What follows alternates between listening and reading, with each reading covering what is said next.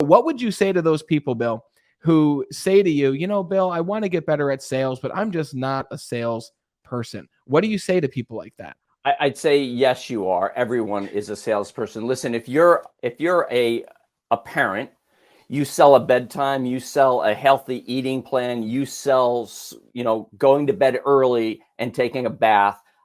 You do that. If you're a spouse or a partner of someone, you sell where to go out to dinner. You sell buying that new thing. You sell all the time. If you're an employee, you sell your boss on something. If you're a boss, you definitely sell your employees on a course of action, on culture. If you're a parent of teenagers, that's more of hostage negotiation. That's probably another podcast. But listen, we're all selling something. And if you're a business owner, you sell. You have to sell your company. You have to sell the product or service, because if you don't sell, without sales, nothing happens in our economy. And so we have to come to that understanding. And what we have to do is divorce ourselves from the idea of what a salesperson is. Because if you go back, if you look, most of us think of the car salesman. Brandon, what do I have to do today to get you in this car? And if that doesn't work, then the sales manager comes out. And so if you're a salesperson for cars, I apologize, but that's just it. Listen, the Edelman Trust Barometer, they do it every year, and almost every year, the second to the last category of trust, meaning the second to the least trustworthy person, is, guess what?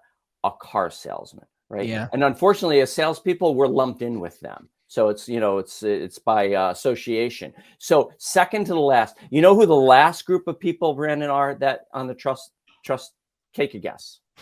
Least trustworthy vocation, occupation.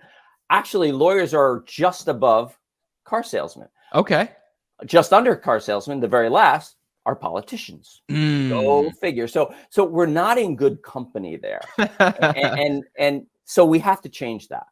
And especially when it comes to social, what we have to realize is, Todd Capone has a podcast called the History of Sales. And he goes back and he checks and he goes into all the history behind sales. And one of the things he talks about is how, as salespeople, we break or we misuse every great technology that's ever come around.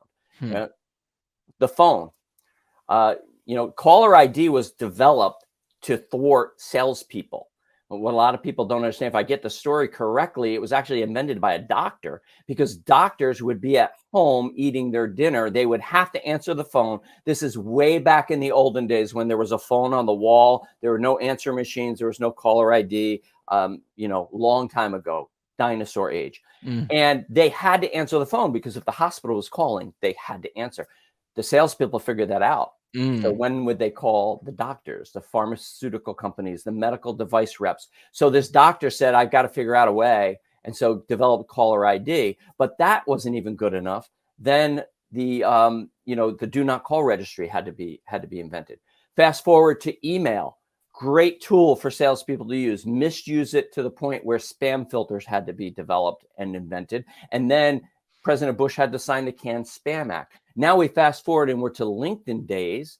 And now people are using automation and they're misusing it, because, listen, almost all automation on LinkedIn violates LinkedIn's terms of use and can get your profile shut down. Yes. But they're doing it. And LinkedIn now is having to enter in and put limits. They just recently, probably about 6 months ago, limited the amount of connection requests you can send in a week to about 100. I say about because it's actually a formula of how many you have outstanding, how many people have said they don't know you and rejected, and then how many you're sending.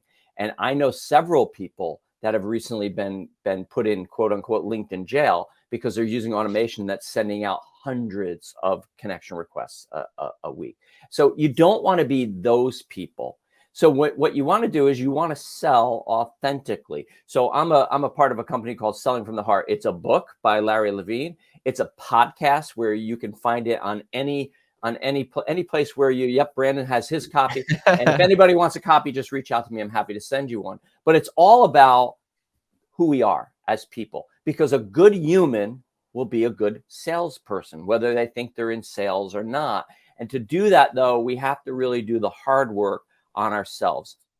Figure out why we're doing this. Figure out what our goals are and what we want to achieve. And hopefully you want to better humanity. You just don't want to put dollars in your pocket. Because if you're wanting to just put dollars in your pocket and you're in sales, you're not going to last.